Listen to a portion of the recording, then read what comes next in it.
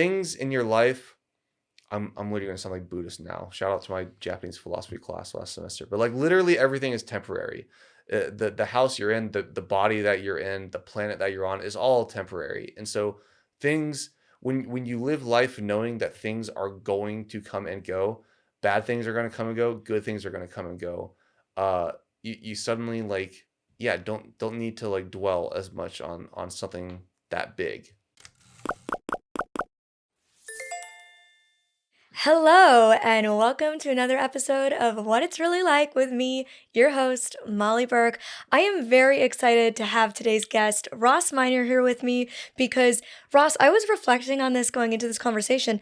I Mhm. think we've known each other for like 11 years now. Is it 11 years was it 10 years? Because I know we met through Exmo. Yeah, I And think we met when I, I was 21 or 22, and I'm 32 now. yeah, I just forget if that was summer of 2015 or 16. But yeah, it's been pretty much a decade, a little over that. And you've appeared on my YouTube channel many times. So if you're listening to this podcast over on Spotify and you don't know, I've been a YouTuber for 12 years now.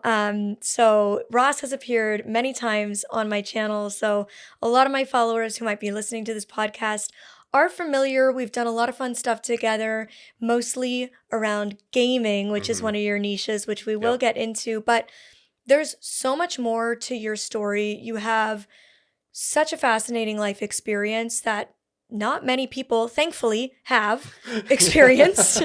But I feel like through your life experience, there's so much wisdom and like interesting stories that have emerged that I think my audience could learn from. Hmm. So before we dive into all of that, just tell me, for those who don't know, who is Ross Miner? Yeah, yeah. So I guess what people know about me online, like what I have on my website, is that I am an accessibility consultant. I specifically work in the gaming industry. I dabble in other things, but gaming industry is kind of like my main niche, as you said. And um, I also do audio description narration on the side, which overlaps in gaming, but then also overlaps in just like TV shows and things like that. So like my most notable thing is describing the Avatar: The Last Airbender live action on Netflix. And then as far as like gaming, um, I have worked on Sea of Thieves, As Dusk Falls, what I think like Madden 2018, um, Assassin's Creed. I've done a lot of different stuff with different studios.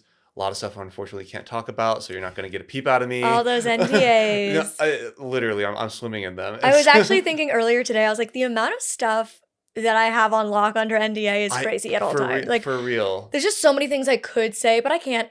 Yeah, no, I'm at the point now where I don't tell anyone. Hmm. And just anyone asks me, no hints, no nothings. Like I'm like, um, people take this very seriously, and I could get blacklisted if I say anything. So I yeah. take my NDAs very seriously. Somebody was Hmm. like shocked at how seriously I take them. And I was like, do you not? That's Yeah, problematic. yeah, no, like people, they're like, oh, I won't tell, and it's like, I cannot trust you to not tell anyone. You do not realize what will happen if anything comes out, and so yeah. Exactly. So take me back. You're now an accessibility consultant, you're a blind gamer, but let's talk about how you got here because you were not born blind. No, no, yeah, and I've definitely lived quite the life, and I've done a lot in my short 27 years already. Um but yeah, no, so I was not born blind, and I was actually I always tell people that I was blinded. I used to say that I went blind. It was like much more passive, but it was actually something actively done to me. And so yeah, like big trigger warning for like domestic violence and all of that, gun violence. But on June 14th, 2006, my mom decided to divorce my father, obviously, like, several weeks before that. But on that day, my father decided to retaliate against my mom and basically hurt her as much as possible by shooting me in my sleep, shooting and killing my brother Ryan in his sleep, and then committing suicide. Um, so for people who want like the nitty gritty, because like I do find it interesting as well, all things considered, but I was sleeping like on my side on my left hand, and so like the bullet entered in through like my right temple, severed the retina and optic nerve of my right eye, and then took out my left eye, and then exited into the palm of my left hand. So like I have a scar there now. But yeah, like for all we know, it didn't like touch my brain in any meaningful way. I lost my sense of smell as well. So I technically have, and like that impacts my taste. So I technically have like two and a half senses left. And I feel like maybe I can only joke about that now, but yeah. So I basically went to bed with sight and woke up in the hospital completely blind. And then that's when my mom came over and kind of like told me everything that happened, which I appreciate that she did that. Didn't like pull any punches, didn't try to sugarcoat anything. Um, and yeah, so I don't want to like keep rambling, but like that's how I was blinded. And like as we all know, a lot of people aren't born blind. A lot of people don't even go blind through like diseases or conditions. Sometimes it's just trauma, and that can happen to anyone. Absolutely. It's something we in the community try to mention all the time is Mm-hmm. that actually, regardless of just blindness, but just majority of disabilities in general are acquired Yeah. through age, accident, or illness and are not from birth. Mm-hmm. I happen to have been born with my disease. I was not born blind, but I was born with a disease that caused me to go blind. Mm-hmm. But I am a rarity. I Mm-hmm. have many friends who, like you, did go blind through accidents or Yeah. traumatic events. And it's important to talk about that side of blindness because I think it's very easy for society to wipe their hands clean of disability and to stick us in our own little box in the corner and to other us Mm-hmm. completely and say, well, I'm not like them, Mm-hmm. but you could be. And Yeah. that's why these stories are so important. But before I get into the aftermath, Mm-hmm. I'd love to go back to the beginning, like before the Yeah. incident. What do you remember? Because you were very young when this happened, and I know from my Mm-hmm. own lived experience with trauma, your brain wipes a lot clean. But Yeah. what do you remember of your life and your childhood with your mom, your dad, and your brother before this happened? Yeah, well, it's interesting you say that, and honestly, like, not a lot of people ask me this question. So I do appreciate that you asked me because that is very much a part of my life that I look back on with a lot of fondness. I look at it through obviously like nostalgic lenses, but f- I grew up in a pretty idyllic childhood, like middle class, white, suburban, going to like a private Catholic school.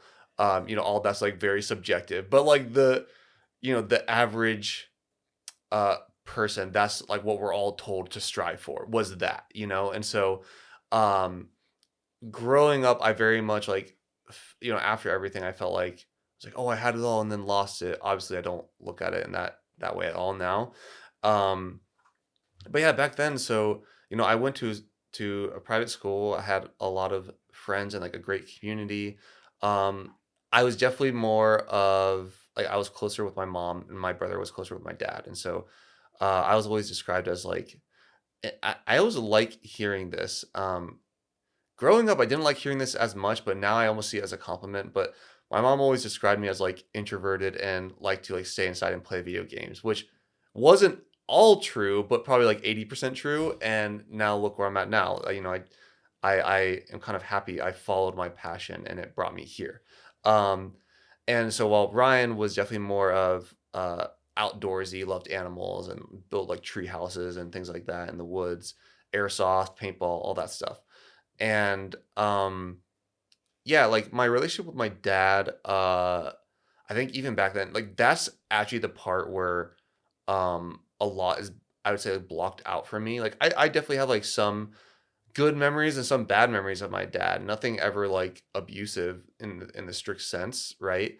Um but there is still like very much this like underlying feeling of like my dad was not the most pleasant person to be around. I've People have expressed to me that he's had like a very short fuse and things like that.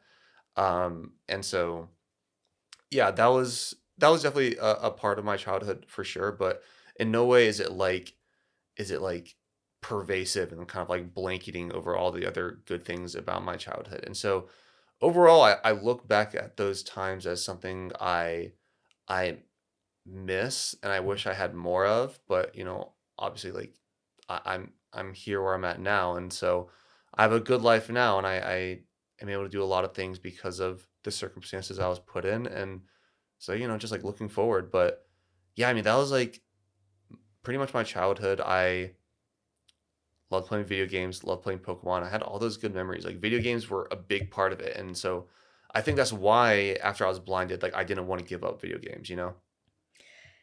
Tell me about your brother Ryan. Were you guys close as brothers? Yeah, I we definitely had like the stereotypical brother relationship. Like that's what I'm saying when I say like my entire childhood was like very stereotypical. And so yeah, like we fought, we got along. You know, I think for the most part like got along, and but I can still like think of like really like so many really funny memories I had of just like us being like really stupid and things like that. I remember like one time for whatever reason, I don't remember. I was like mad at him for something, and like he was playing lacrosse with his friends, and so like I kind of like ran up behind him and tackled him, and then he like ran after me and like tackled me and like shoved my face into the grass and all that kind of like literally the most stereotypical like boy stuff you can imagine. Um, but yeah, we were like good friends otherwise. Yeah. I ask that because, I think your story definitely can fall under that like true crime Oh yeah. umbrella, Oh right? yeah. And I think that one thing that's very important to me is humanizing the victims. Yeah. Um, I care more about Ryan than I care about to hear about your dad. Yeah. Like to me, I want to make sure that we honor him in this conversation as well. Yeah, and I have like a lot of thoughts about like true crime as well. Like for example, back in like 2019 or something, like Investigation Discovery did an episode on what happened to me, and all with my permission, of course, but um I feel very conflicted about it because on one hand it was like very real and raw and like didn't sugarcoat what happened to me, which I think is very important and probably something I'm going to get into today. But then like on the flip side, like they made money off of it. I didn't see a dime of it, and like it was very like dramatic and things like that. And so somewhere in the middle of all that, I do think people very much lose sight of like the victims of it. Um, especially like even the people that you wouldn't think would be victims. So like um, the episode that kind of like focused primarily on me, but not as much as on my mom, which maybe she preferred it that way, but like it still very much impacted her. And then it didn't focus on the whole butterfly effect, like how it affected my cousins, and then friendships and relationships that they've had with people, and how it affected my mom's family, and all this stuff. And so yeah, I appreciate you acknowledging that because yeah, it had much more of an effect than just on me and my mom. Yeah, absolutely. I love that perspective, and the human behind the salacious story is what's most important and what we as a society can learn from that person. Yeah. And your mom is absolutely as much a victim, right? She was the intended target, Yeah. realistically. And Yeah. your father took an interesting route in that oftentimes in true crime, we see the victim being the person who they wanted to punish. But your Yeah. father was almost more sadistic in saying, Yeah. I will punish you by taking away everything you've ever loved. Yeah, and like that's part of the reason why like people find true crime so interesting is because they can never fathom doing anything like that themselves. But so it's like this morbid curiosity, which yeah, trust me, like I have a morbid sense of curiosity as well. So I don't blame people like for finding it interesting because like, I still find myself questioning like how could you do something like that? But I guess for me, since it happened to me at to a certain point, I don't try to even understand like people who make decisions like that because there's no understanding it. But yeah. That's a good point. There Mhm. there truly is no understanding it. Mhm.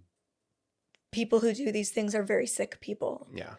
And you are one of those unfortunate people who found yourself on the other side of that. So Yeah. can you tell me, do you have any memory of that day before going to bed that night? So not that night. So like how like they say um like trauma like represses memories and like Yes. certain things can like bring them up, and I don't know. I don't know if you ever read like The Body Keeps a Score. Mhm. And so like I read a lot about it in that. Is for anyone who doesn't know, it's a book about PTSD. Um, and apparently like that's like somewhat contested in the psychology field, but from my own experience, like I remember when I watched that Investigation Discovery episode, I only watched it once, and like literally, I was like, I'm never watching that again because like it was so strong. I guess it definitely like stirred some memories where I was like, I don't want to, uh, like Relive that. yeah, Don't you relive don't wanna that. have to have Yeah, yeah, mhm. I and totally so, feel and I'm that. not saying that you're doing that. I'm saying, for the longest time, I was like, "Oh, no, I just woke up in the hospital." But, like, I definitely have, like, some very, like, deep, deep memories of, like, kind of in the house, but, like, very much like what you could think of, like, as flashes or just, like, glimpse, like, just yeah. The earliest concrete memory I had, which still kinda, like, gives me a weird feeling when I think about it, sometimes I joke about it, and then other times I'm like, "Huh, that could have been kind of bad." Was so I think, and if my mom ever watches this, she may correct me. I think I hadn't gone under surgery yet to have either my hand or my left eye operated on. I think it was two different surgeries. But nevertheless, during one of them, or before one of them, I remember being in a hospital bed and like very weak, very parched. And I remember the nurse coming in and I was like, "Can I get some water?" And she was like, we can't do that because when you go into surgery, like you can't have anything in your stomach and you may like throw it up or whatever."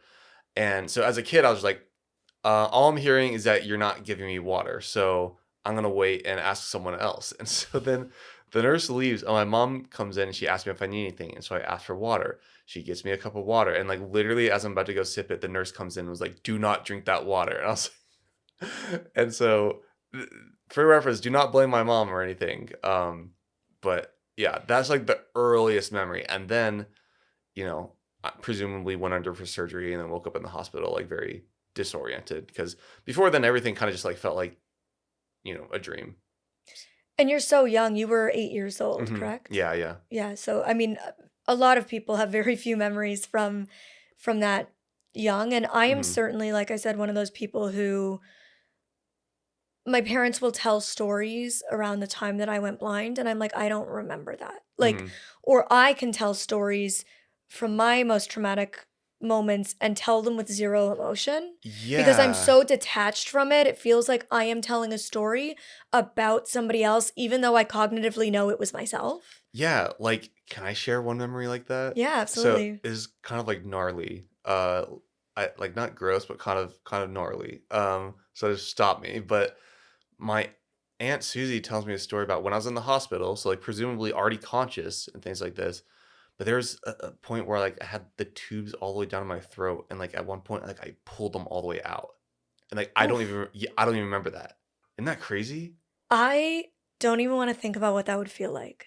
I don't remember, so I'm glad I don't, but yeah, cut that out, that's too much. No, that's that's I feel like you hear stories of people when they're in the hospital and they're, like, on so many drugs, and they do Yeah. stuff like that, like, they pull the wires No, out, like, you don't I was understand. on a lot of drugs, so Mhm. that could explain it, yeah.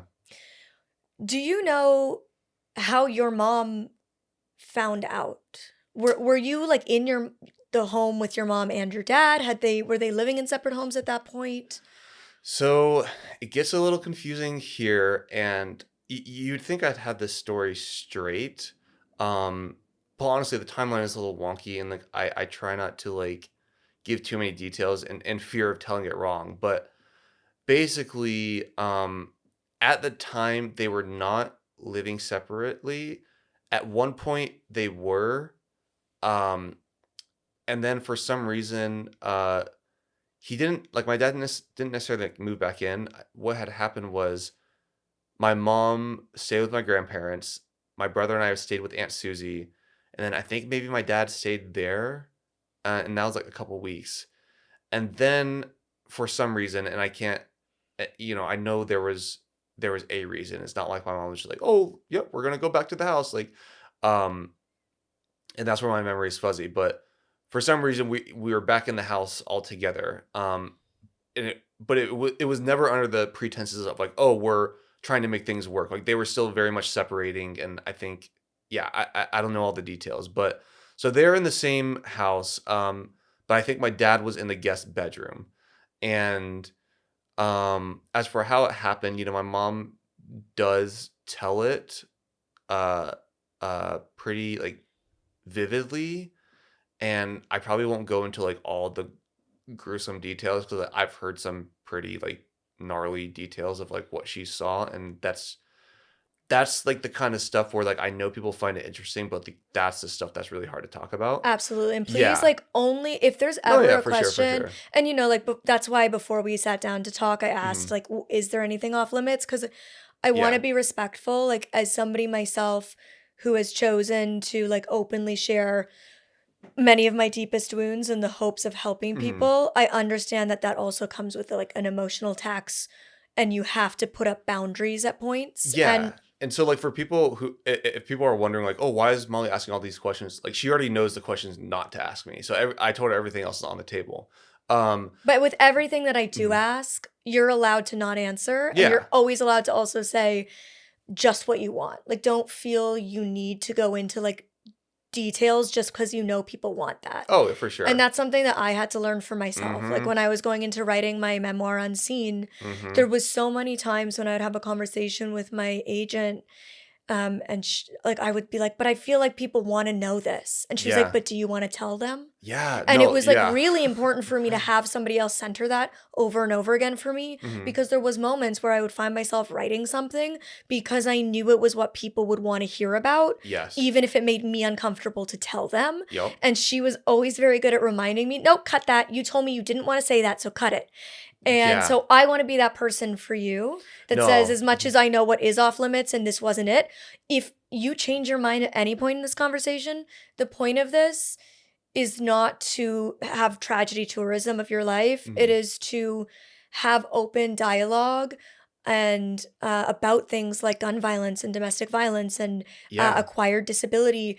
It is not to be like, oh, and tell me what was like, I don't want to know what you don't want to tell. Yeah, So, for sure. But there are like a lot of interesting elements to it that I'll get to in a sec. So like first being, or this isn't the interesting part, but like how it happened, apparently like my mom was downstairs in the office, like in the computer room when she heard like a pop.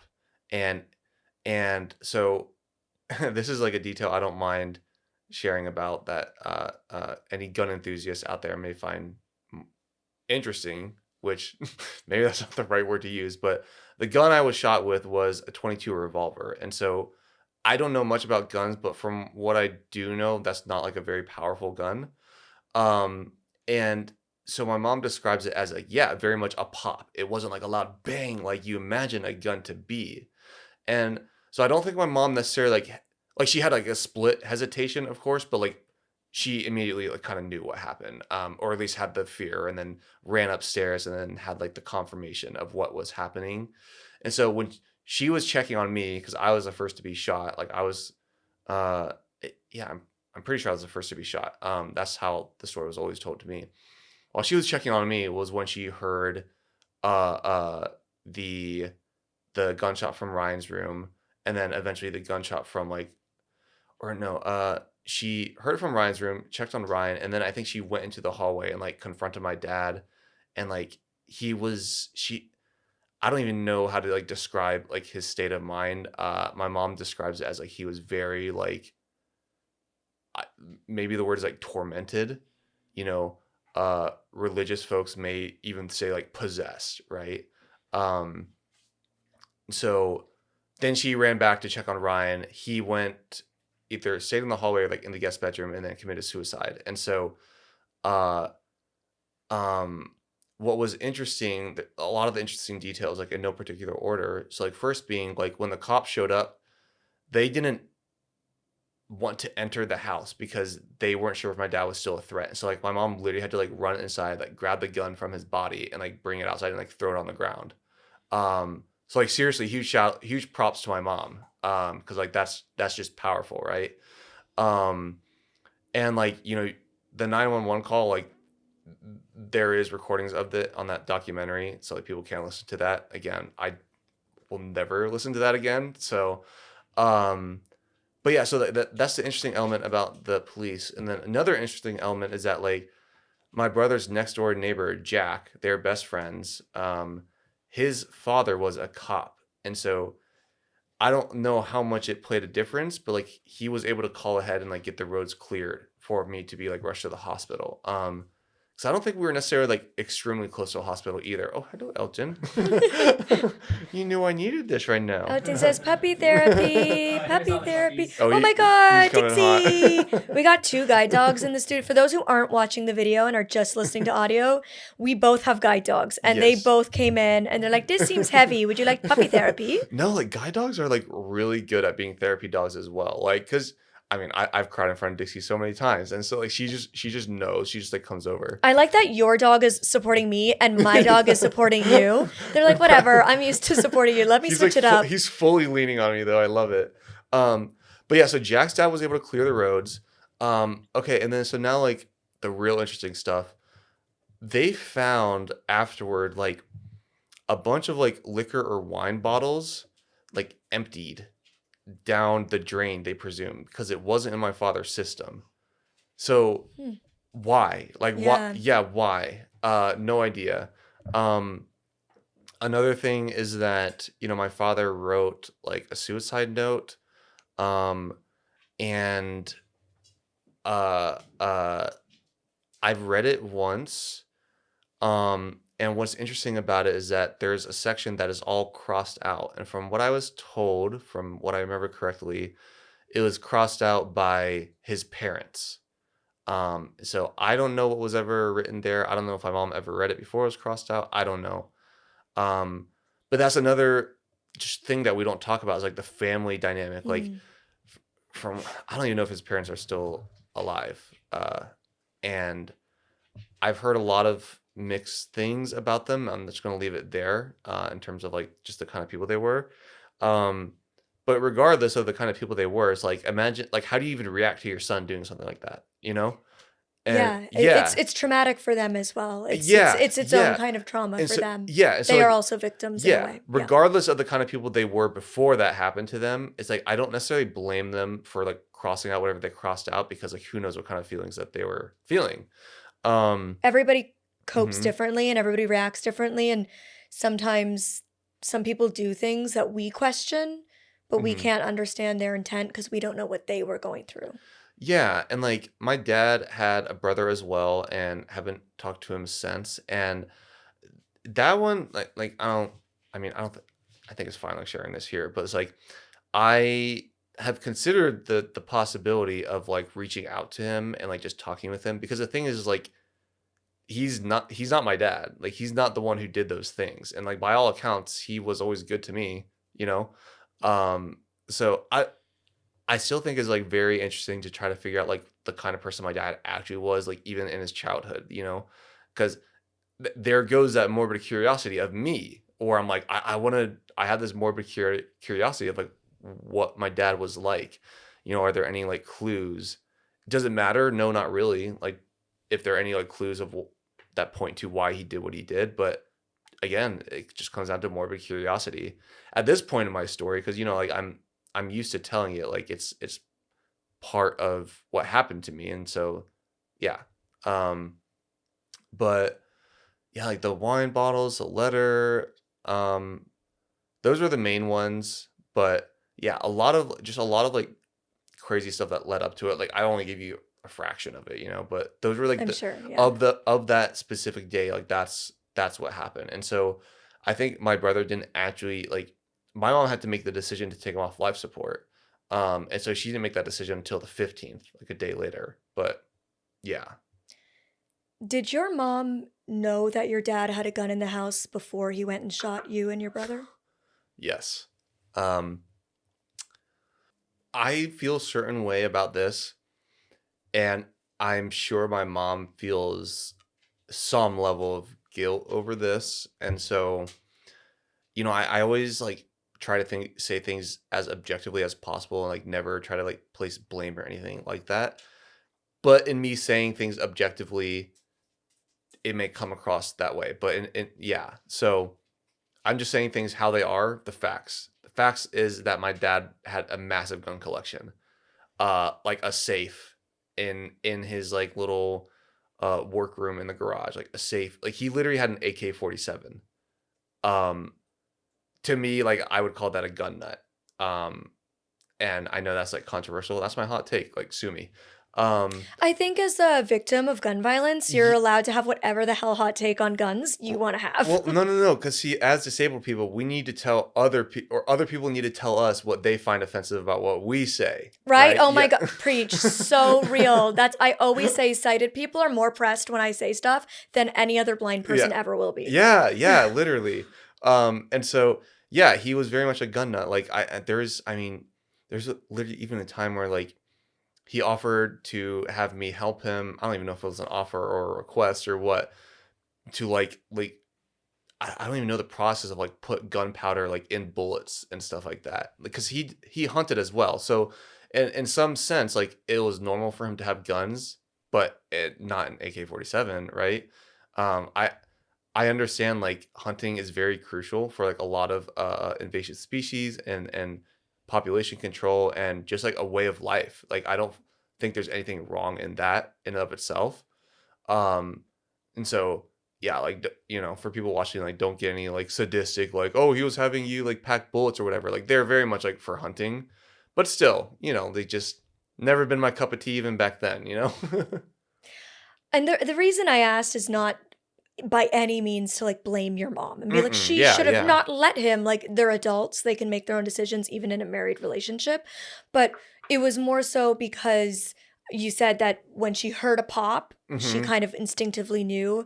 And that kind of pulled a red flag in my mind because I grew up in Canada where Mm-hmm. guns are not, people don't Yeah. have a bunch of gun collections in their home. Yeah. And like for me, if I was your mom in that house and I heard a pop, my brain would never go to gun Yeah. because Yeah.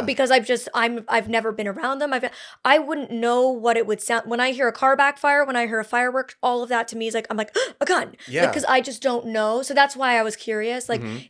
if your father was known to be somebody who had guns or Yup. if he had behind her back sneaky went out and got this and planned this out. Yeah, and another thing is that, like, um, there's a lot to be said about this, is, like, this happened at a time where you could argue what we call family annihilations now were not as common, and so Mm. the fact that we have a term for them now should freak people out, should make us wanna do something, but we're not going to, or not to be a pessimist, but we haven't done anything in the past 20 years since that's happened to me. Um, and but because it was so new or unheard of at the time, it was a big story. And so, like I was born and raised Catholic. Um, and so, like big Catholic church community. And so there were a lot of fundraisers. And here's the other sad part is like those fundraisers paid for my medical bills. But like what were we going to do if we didn't have fundraisers? And so w- not to like some people may call this political or not, but through my story, we see all the failures in the system that we live in Mhm. right now. Mhm. Okay, so my dad was able to have these guns when he shouldn't have, and able to afflict this upon me and everyone else when he shouldn't have been able to do that. And then, uh, uh, uh, I get in the hospital, have all these massive medical bills that are not my fault, are not my mom's fault, and now the burden is put on us. And so the only reason we were able to pay for them was today's equivalent of like a GoFundMe. And then finally, where the system completely collapses is my mom's checks me out of the hospital with no advice on how to raise a blind kid. None. They're just like, all right, here you go. Like he's all better now. And he's like, wait, but he's still blind. And Life is just starting as a yeah, blind person. yeah, Mhm. literally. And so like my mom always says that like no one gave her a manual on a blind person. Like that's Yes. not exclusive to her either, you And know? this is what pisses me off about blindness in particular, as opposed to other acquired disabilities. I have many friends who, were paralyzed in a car crash or who lost a limb or who whatever. And I mean, our last episode with Chelsea Hill, she Mhm. she was paralyzed at 17 in a car crash. Mm. And when people acquire other kinds of disabilities, say even if like they have a stroke and they develop half their body paralysis or whatever, they go to medical rehab. Hmm. But when people are blinded by accidents or just disease, we aren't sent to a medical Mm-mm. rehab system. Mm-mm. Like there isn't an automatic like this doctor from this hospital refers you to this doctor in this hospital for your Yeah. next phase of treatment, which is your rehabilitation. It blindness is not treated like that. They're Mm-mm. just like off you go and figure it out, and we or our families, depending on your age, have to, as blind individuals, do the burden of trying to learn and Yeah. navigate the system through charities, through organizations, through government Literally, supports. But it's literally. all on us to like do that work instead of being like, here's the next step in your Hmm. like OT, Yeah, like like occupational therapy, rehabilitation. We don't get any of that. I got rehabilitation for like learning how to walk again and like healing like the damaged tendon in my left palm. I went to physical therapy for that. Uh they they helped me help my mom find like an ocularist to get a prosthetic eye made for me, but like nothing about actually living with blindness. Like the reason is because I mean, you know about like the different models of disability. And so they're like according to the medical model, they're like, all right, yep, he's blind. We've done our work. Like we can tell you now that he is blind. But it's like, okay, well, what about like a solution for that blindness, or what about a way of living with that blindness, or how all these different things that we have to figure out ourselves. And like that was a great point. Like seriously, like so many charities and nonprofit that are doing the heavy lifting that like our government should be doing. Yeah. Yeah. And also there, because we as blind people often have to um, seek support through charity, that carries its own stigma. So many blind people will not actually get the supports they need Hmm. for a long time Yeah. because they don't want to feel like a charity case. Whereas if it was medicalized and our rehabilitation and learning new skills and how to adapt as a blind person to live life again Hmm. was viewed as a step of medical necessity, as the Yeah. next step of treatment, we don't resist medical intervention the way we resist charitable intervention, Hmm. right? Because Hmm. there's much more stigma attached to charity support than medical support. Yeah. Um, Seriously. sorry, I went on like a whole side tangent Yeah. Yeah. there, Yeah. but I want to circle back a little bit. Yeah. Yeah. As a victim of gun violence, Hmm. what is your stance on gun control? um. I mean, I'll give you my stance, but feel free to cut out whatever you want. But here's my official stance: is that obviously I'm against gun control or gun violence, and I am for gun control. Okay. Um, and to the people who are like, oh, but uh, freedom, my guns, and standing up for an oppressive government, they're more likely to use them on a family member or a loved one in the household. All these stats about gun violence to the point where it's like, is it worth it? Like, sure, it that may have helped 300 years ago or whatever with the founding of this country, but not things are different. Like we have countries that don't have guns like we do, and for all intents and purposes they're just like the US. Like why do people think that Canada is so much different from the US? uh so yeah, ultimately I'm completely against guns. You know we got to start somewhere to at least limit them. um and if people want to get guns, like you can get permits for, or if you want to get guns for hunting, you can get permits for those in other countries too. So it's not like these countries have completely absolute bans on guns. But in typical fashion, people in this country see a headline or see a concept and then take it to its most extreme point with no room for nuance. And yeah, Nuance is my favorite word. I love the word nuance and it I use it sounds all the nuanced. time. The word nuance sounds It nuanced. sounds like what it is because I think the same way that you're speaking about gun control is the way that I speak about the word cure when it comes to Hmm. Hmm. curing disability and blindness in particular. Is people hear that word and what they perceive it to be is that I, Molly, as a blind person, will get 20/20 vision. Hmm. But we know if you ask any scientist or medical doctor, that is very, very unlikely. Yeah. They're looking for minimal improvements Hmm. in vision. They're looking for stabilization of vision loss. Hmm. And so I think it's the same when it does come to gun control is people hear gun control and they think no guns ever anymore at any Yeah. time. Whereas, as you said, like as somebody who grew up in Canada, we do still have guns. There's just controlled parameters around it, Hmm. which helps reduce the crime around it. Hmm. Um, and I think a lot of people will argue that they want a gun in their home for safety, right? To protect their family. Hmm. But we can also argue that your dad never used it to protect your family. He used it to destroy your family. And the thing is that people are a lot of people in this country look at things on a very surface level view. So they say, okay, I need a gun to protect my family. From what? What is making you feel like you need to protect your family? And whatever that is, address that. Address that. And you can point at that to anything. Like, why do blind people or why do people with disabilities have Social Security? Uh, well, fix that issue. If you don't believe in Social Security, fix that so we don't need it. But you don't want to. And so people just basically want to have their cake and eat it too when you can't do that. And so I very much agree. Yeah, just like look at the problems that are fueling these other problems that are then impacting you. I want to pivot slightly back to your Hmm. father. You mentioned kind of toying with the idea every now and then of reaching out to your uncle Yeah. to learn more about your father. I'm curious, how does it feel to know that you share the same DNA as somebody who murdered your brother and who blinded you? Yeah. I mean, like, trust me, that was uh something that I struggled with a lot growing up. And honestly, like full disclosure, like I've been in therapy my whole life, but I didn't recently start like going to trauma therapy until like August. Um, and so a lot of these things that I struggled with has been until like fairly recently.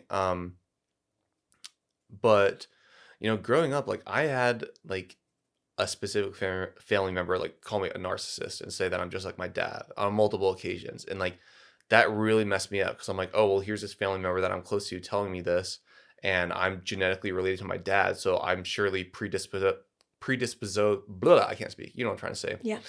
to that. And so for the longest time, I really, really struggled with that. Like that like infected every single part of my psyche and like how I treated myself primarily, but also how I treated others, A lot of people pleasing, a lot of overcompensating and things like that. Um, I no longer do that. I'm so past that part of my life. It's not even funny.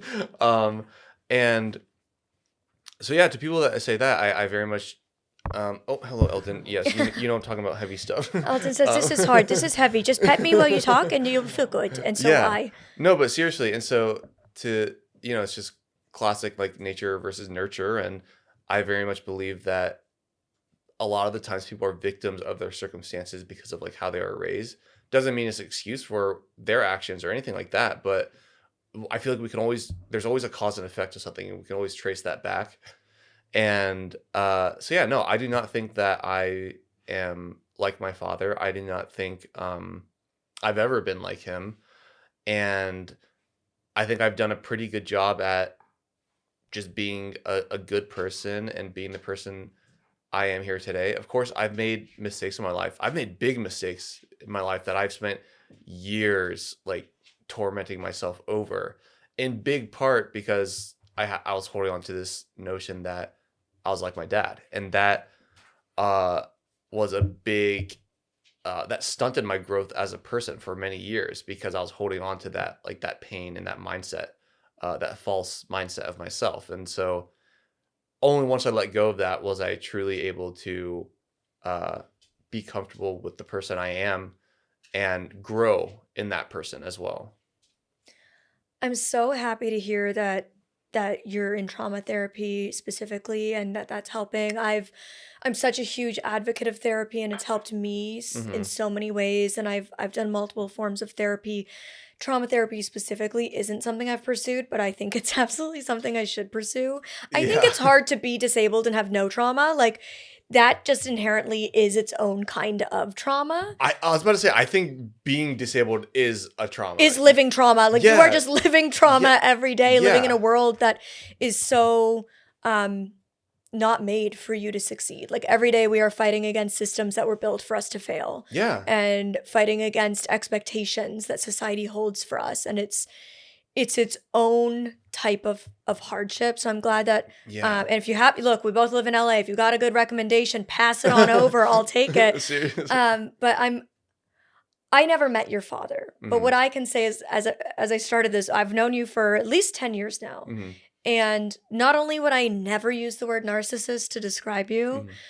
but I would say that from my perspective, you are an incredibly That is Dixie. dog tail. Dixie, move your tail. There you go. She's happy. She's like, I agree, Dad. I agree. I agree. It's all part of the show. It's all part of the show. Oh my God, you guys are making it, you two pups. Oh, thank you for kisses. I think that you are an incredibly sensitive, kind, compassionate, empathetic person. Yeah, I And appreciate it. I would say that you are very, you mentioned like your dad being described as hot-headed. Like I Mhm. view you as very calm. Mm. You have a very calm disposition about Mhm. you. And that's not to say that like I'm sure you get heated about things at times. We Mhm. all do, but overwhelmingly like the demeanor and the aura that you have is that of somebody who's like calm and sensitive and genuine. Yeah, no, I really appreciate that, and yeah, for the longest time, like it's still hard for me to acknowledge things like that about myself, but for the longest time, like I just didn't even believe that stuff because I'm like, oh, I've done this or I'm like this, so it negates this part about myself, and I'd always tell therapists like what I was told growing up, and they'd be like, well, the fact that you're worried about being a narcissist makes you not a Right. narcissist, and I'm like, that doesn't help me right now though. So, I want to talk about more of the rebuilding your life after. oh yeah. So, your mom takes you home from the hospital with no resources, as you said. Hmm. What did you at 8 years old understand about blindness? Because for me, my parents never hid my diagnosis. I was always told, in obviously kid friendly ways, that I was Hmm. going blind and that one Yeah. day I would be blind. Hmm. But the way I describe it is understanding it and feeling it are different. So I could know that I was going blind and understand what blindness meant, Hmm. but I didn't emotionally feel the impact until I was actually blind. Yeah. And so like I first want to start by saying like the way I was blinded was like the worst that humanity had to offer. But then afterward, like the people that kind of like stepped out to help my mom and I was like the best that humanity had to offer, right? And so like yeah, when I was in the hospital, my mom came over to my bedside and told me like everything that happened, that yeah, I would not be getting my sight back, like because left eye's fake, retina and optic nerve can't be regenerated and all that. Um and so yeah, my mom and I moved into my grandparents' house, and it suddenly was like I didn't even have a cane. I didn't even know how to use Braille. This was summer, so third grade was coming up, and my mom was like, "What do we even do?" And so, man, it was a lot of people helped out with that. So first, an O&M instructor, they stand for orientation and mobility, the people that basically show blind people like how to use a cane and navigate and things like that. And his name was Mr. Bob, and he had come out of retirement, and so like I would be very surprised if he's like even still alive now, but stranger things have happened, but he really impacted my life, and he showed me how to use a cane. And so like after I was blinded, like loud noises were very overwhelming for me, and I was very scared of adults. Like I did not feel safe around adults. I think the only person I felt safe around like was my mom, and probably like my grandparents and family. But um, and so like when Mr. Bob first met me, like I was literally like under a blanket. Like he didn't even see me. I was just like a lump under a blanket. And so he brought my first cane for me. And so instead of like making me come out from under the blanket, he gave me he had me reach my hand out and gave me the cane and like had me feel it like under the blanket. And then I don't know how long he waited with me there for, but eventually I came out from under the blanket, and like he was able to like show me how it worked and everything. And he he made mobility really really fun for me, and like I think that's really important when you're teaching blind people that like teach them that confidence with the cane early on. Because you see that with a lot of blind people who have like almost like this internalized ableism and like they're kind of Mhm. ashamed of using the cane. Um, but so he would play these two games that I love. Like first, so at school, like once a week, he pulled me out of class, and one of the games he would like bring me to a big open room, and then he would drop his keys on the ground in a random place, and like it would echo and all that, and he would tell me to like go find them, or at the very least like point to where they were. And so he was like training my spatial like orientation pretty much, and where things were relative to me, like training me to use my ears. And another one, he had like this really old wind up clock that he would like twist, and when you let go and make a tick tick tick tick sound. And so he would hide that in the school, and then we'd walk around the school and I basically have to like listen for it and like find it. And those two games like made just, yeah, like very early on, like being blind fun. The part that wasn't fun was Braille. I hated learning Braille Oh so my God, you're much. speaking my language. I Yeah, freaking like hated I love Braille. Braille now. I really do, Me too. but I'm at the the biggest advocate for Braille now, which my yeah, parents are always like, wow, you would have never known when you were yeah. younger and refusing to learn. I hated it. I really did. And so like that, I just remember it just being like very exhausting for me. Um, and then man, like so much to say. And two things. First, you know, I was going to a private school, and so all the rules that like public schools have in terms of like IEPs and providing services for people with disabilities like go out the They door. don't I also was at a private school when I went Yes. blind. Yeah. So y- that was part of what made it so hard for me as well. Is that Yeah. there aren't the same rules that they have to follow to accommodate. No. And so the thing is like the staff at the school were happy to accommodate, but they legally also didn't have to. And so basically they're all great people, but at the end of the day, my mom had to pay for a teacher for the visually impaired to teach me how to use Braille and read Braille, and then had to pay for Mr. Bob to teach me how to use a cane. And a spoiler, I eventually had to leave that school because it was too expensive, on top of tuition and everything. And so Oh my God, they could have at least comped tuition they after may have, everything your family yeah, had they been through. may have. I don't know. They may have. So I'm not gonna say they didn't. But there's just like, even back then, so much I was just unaware of. Um, but then two people who are like they're like my grandparents, Mrs. M and Mrs. G. It is Mrs. McLaughlin and Mrs. Gilshin, to get the record straight. Um, and they basically came out of retirement, um, and basically acted as like aides or helpers for me in the classroom because while I was learning Braille, because like I started third grade and I was starting to learn Braille, but I didn't even know the alphabet completely yet. Like I remember going to my third grade teacher and being like, "Oh, look at these letters that I learned today." And so it's like, how are you going to teach someone like third grade math and reading and writing if you can't even do that stuff yet? And so Mrs. M and Mrs. G literally, like, you're going to love this but also hate this, but like they literally learned to read and write Braille so they could help like transcribe my assignments.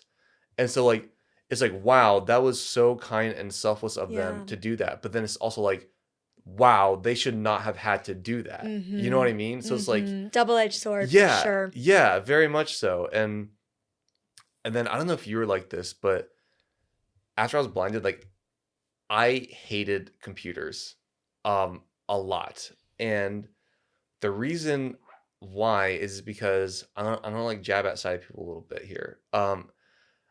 I believe that like in general, or like at least to start, it should be blind people teaching other blind people about canes or at the very least like assistive technology. Because, and the reason I say that is because the way I was taught by multiple people, so it wasn't just one person.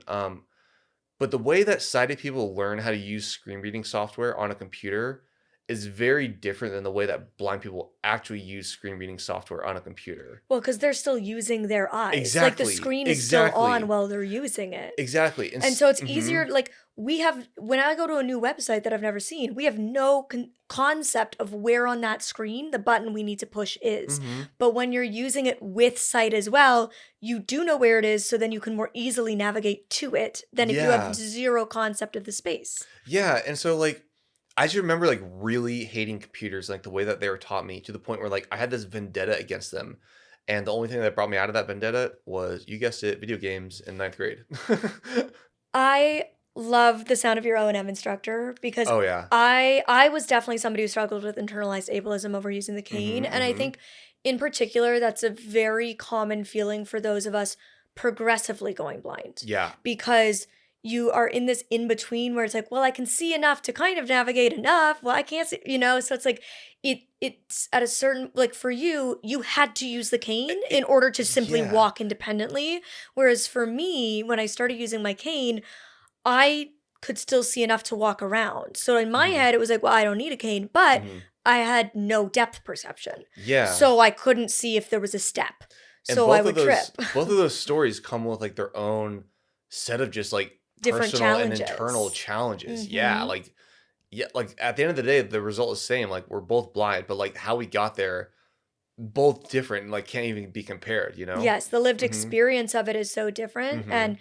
I thankfully also had an amazing O&M instructor, Marilyn Turner, shout out. I'll never forget her. She also, my parents paid her out of pocket one summer to teach me contracted braille Mhm. because the school board refused. Yeah, Even though I was like proficient in grade one uncontracted braille for like 5-6 years, yeah. they like refused to teach me grade two. So my parents like hired her one summer. She was my O&M instructor.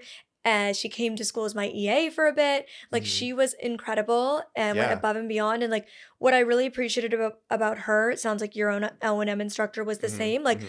she taught me auditory spatial awareness, and that Yes. was the game changer to me Yes. navigating as a blind person.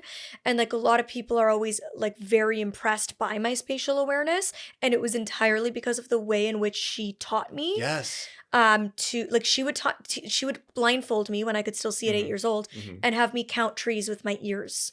I'd What? walk Okay, down the see, that's sidewalk. really smart. That's Yeah. really So she was cool. like really teaching me passive echolocation at a really young Mhm, age, and that's mhm. a skill that I like heavily utilize to this day. Yeah. And I feel like that combined with always being involved in some kind of sport gave me a kinesthetic awareness of my body's Literally. movement, and that combination of like auditory spatial awareness and kinesthetic understanding of my body's movement in space is like the unlock to me as a blind person being able to like navigate spaces Yes. as well as I do.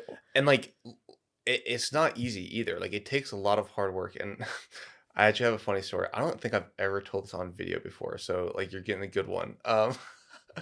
Love So the oh, exclusive. yeah, no, it's so funny. 3rd grade, again, Mr. Bob, it was one day near the end of school, he brought me out into, like, the basketball court outside, and he basically, same thing, like, just training my ear, and so he was rolling me a kickball, and I had, like, a metal baseball bat that he wanted me to, like, hit the kickball with, like, swing and hit the kickball with on the ground. Um, Not necessarily the safest. Well, there's a time he rolled it, and I swung so hard that you're probably thinking that I let go and, like, the baseball bat went flying. No. I held onto the baseball bat, and I swung so hard that it wrapped around and hit me in the back of Oh my god. the Ow. head. I was okay. I mean, of course, I, like, cried and made a big deal about it, but I was fine. But again, like, I learned that lesson, and the lesson being, I don't know, just slow down or something, but point is, You're like, I like, learned some lesson, don't know what it was, but it was something. no, I mean, biggest lesson now is, like, sometimes when you're blind, you're just gonna run into things, or sometimes you're just gonna hit yourself with things, and, like, sometimes you're gonna go drink out of a straw, and it's gonna go up your Poke you in the eye. nose. Yeah, Or the no. nose, yep, yeah, that's a great one. At all points, I will have at least one bruise on my body, and I Yeah. will not be able to tell you Oh, how I yeah. got it No, because I walk into literally, so much that I don't literally, know. yeah, for real, I'm like, you like, get it. but I'm so glad you mentioned, like, we both have lived experience of going blind at young ages, of having sight at one point, going blind, but our lived experience is equally so vastly different. Mhm. And it's such an important point. And one thing that frustrates me to no end is when within our own community, we compare circumstances and Yes. act like we should all have the same result with different backgrounds. Yeah. Because at the end of the day, like one thing we can both recognize is as much trauma as we've both faced, we also have privilege. As you said, like Mhm. we are both white, Yeah. we are both upper middle class. Mhm. We both had access to, say, families being able to pay out of pocket to get certain access to resources Mhm. like Braille lessons for Mhm. each of us. Mhm. Those are privileges that not all blind people have. We both Yeah. had, what for you, not a father, but you had a supportive mother who Mhm. was able to really be an advocate for you. I had supportive parents who were my advocates. Mhm. Those are things that not every blind person Mm-mm. has. And so I also like a big benefit to me is I grew up near a major city, which Mhm. gave me access to adaptive sports from a young age. If I grew up in a rural area, Mhm. I may not have had access to those things. So all of these things play a role in how capable we as blind people today are. Yeah. And it frustrates me when within the community we hear things like, well, I can do that, so you You must should be be able able to as to. well. Yeah. And it's like, well, remove blindness from both of our stories. Yeah. We might still be in a circumstance where you could do it and I can't. Yeah. Just because we're different people, point blank, Mhm. period, Mhm. regardless of our disability. And if we as a community are trying to advocate to external people that we're not a monolith and you can't compare us and we're not all the same, then why the hell are we internally comparing and acting like we should be the same? It Yeah. makes no sense. No, it's like, yeah, I witnessed that a bunch, especially in the gaming community. Is like, it's like, oh, you're not blind enough, so like you don't struggle with video games the same as we do, who are totally blind. And it's like that's not the point, though. That's not the point. Like fighting amongst yourselves. What the point is like we should have video games be accessible for everyone, for all types of blindness, because it's a blanket term, it's an umbrella term. We're all blind here, even if we deal with it in certain or different ways. Like we're all blind and we're all experiencing like the same stereotyping from people who aren't blind. Absolutely. And like I did a video on my YouTube channel a few months back where I talked about like, um, is it easier or better to be like completely blind versus have remaining vision? Mhm. Because I've been in both of those circumstances. And my ultimate takeaway at the end was like, neither is better or worse. They have different challenges and Yeah. different benefits. Yeah. And so, really, like as a community, we are so much stronger together than when we divide And, ourselves. like, point out our differences. Exactly. Yeah. But it's also like I obviously understand that again, like remove blindness.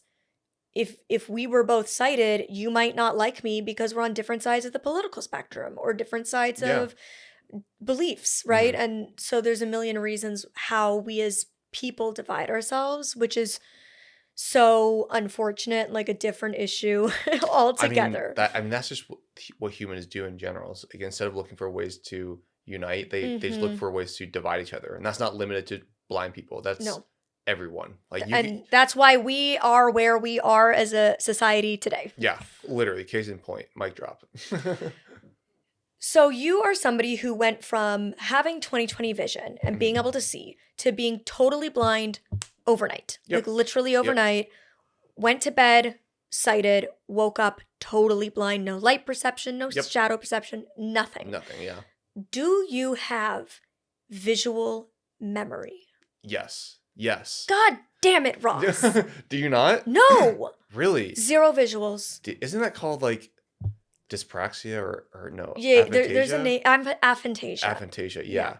yeah. Um, did you have it, like, when you could see? That's the problem. I don't remember. I f Like, it's been so long that I can't remember if I ever had visuals or not, but I think I did. Yeah, because like, I definitely do, like, I could still picture something in my mind right now, and it's actually, like, one of the main things that I'm able to, like, say that helps me with my mobility, like, everything that Mr. Bob did with me, yeah, but, like, I have a pretty good mental map, and so, like, I'm able to backtrack my steps pretty well, and so, that just makes me wonder, like, who people who are born blind, like, can they have visual memory, like, in the way that we do?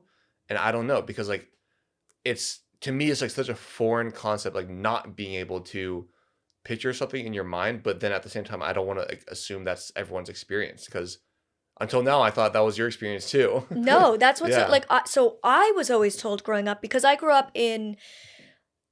Obviously, I grew up in the blind community, but a lot of my circle specifically was people with progressive blindness like mine, Yeah, yeah. and I kept hearing like you lose visual memory within 7 years of going blind, Interesting. and I am at the point where I'm like I said, I literally don't remember if I ever, but my assumption was that all of us in the blind community have no visual memory. Huh. And it wasn't until a few years ago that I started meeting other blind people who, like you are like, no, I have crystal clear, hyper visual, Mhm, like mhm. super vivid visual memories. Yeah. And I'm frankly so bitter. Like, I want Yeah. to tell myself No, you're that's lying because I'm yeah. like, damn it, that would be so helpful because to be honest, it is something I struggle with. Like, um, it makes it harder for me to conceptualize certain things. Exactly. That's Really hard. no, and the thing is, like, if I've had this conversation with so many totally blind people where I'm like, "Oh, yeah, like, I'm glad I used to be able to see because I have, that reference," and they're always like, "I don't really care, like, I'm glad I was just born blind, like, I'm glad I never had to experience it in the first place." Yeah, the trauma of going blind and not Yeah, now knowing what but you're missing. like, truly being able to see is, like, one of the or not, like, the best things, like, but it's helped me a lot adjust to my blindness because, when my friends know that I used to be able to see and they're trying to describe something, they'll be like, "Okay, have you ever seen this? And if you have, it kind of looks like that except this." And I was like, "Oh, okay, that makes sense." It makes it a lot easier for them to describe things to me. And that's just like one example. Yeah, that's why it's hard for me like when I watch movies or TV shows even with audio description cuz I Mhm. straight up basically won't watch it without. Oh, me too, yeah. Even if I'm with a person who can describe it, it's never going to be professionally written AD. Yeah. And so when I'm when I'm watching a movie with audio description on, for me it's like reading an audiobook. Like Mhm, I have mhm. no visuals. It's not the audio description isn't creating visuals for me. It's just Yeah, filling it's in just telling you gaps. what happens. And so when a show or movie is hyper visual and there's a large chunks of it that's just audio description, I could Mhm. like fall asleep. Like I Yeah, no. completely disconnect because I'm not creating those visuals that keep me immersed in Mhm, the world that it's creating. And so I struggle with things like say sci-fi mhm. where a lot of it is not based in reality Fair, because I yeah. no matter how much you describe it to me, it's not based in something tangible I can touch, so therefore I cannot understand it. Interesting. So for me as a blind person, I always feel like I don't know how you feel, but I feel Mhm, like when I think of my blind friends, mhm, there's those who feel like auditory is their main sense that they rely on, and there's mhm. those who feel like tactility, touching is their main sense they Oh, rely on. yeah. For me, it's touch. I must touch everything all the time. That is how I conceptualize the world around me. Yeah, I definitely I'm I'm, like, definitely the kind of person who could sit down and just, like, listen to a textbook, you know? Um, but it is very much, like, until I touch something or until someone shows me how to do something, like, something it won't really click for me, and so, like, I'm in the same way. Sometimes I almost get the feeling that, like, if I could see, I would be a visual learner. So, Oh, like I yeah. absolutely would be Yeah, a and visual learner. yeah, I am and such a visual person, so it's so yeah. difficult. Yeah, like, I like it when people show me how things are done, like, just with my hands or show me how something is supposed to feel, and so, not necessarily, like, to mimic it, but just to, like, understand the process, like yeah, so I'm the same way. I feel like for me, like when you're talking about creating visual maps in your head when you're navigating, Mhm. for me, I create a map in my head and I'm really good at retracing. Like, I Yeah. am one of those people who can retrace my steps perfectly. Mhm, mhm. My boyfriend has zero sense of direction. I Yeah. will navigate. Like, he's the one who drives the car, but I'm the one who finds the car in the Mhm. parking lot. You know what I'm Yeah. saying? And so Yeah, yeah. for me, I do create a map in my head. I Mhm, have mental maps, but mhm, they're not visual mental maps. They're like physically, like I just know the steps, I know the mhm. mechanics, I feel it in my body, if that Yeah. makes sense. No, that makes sense.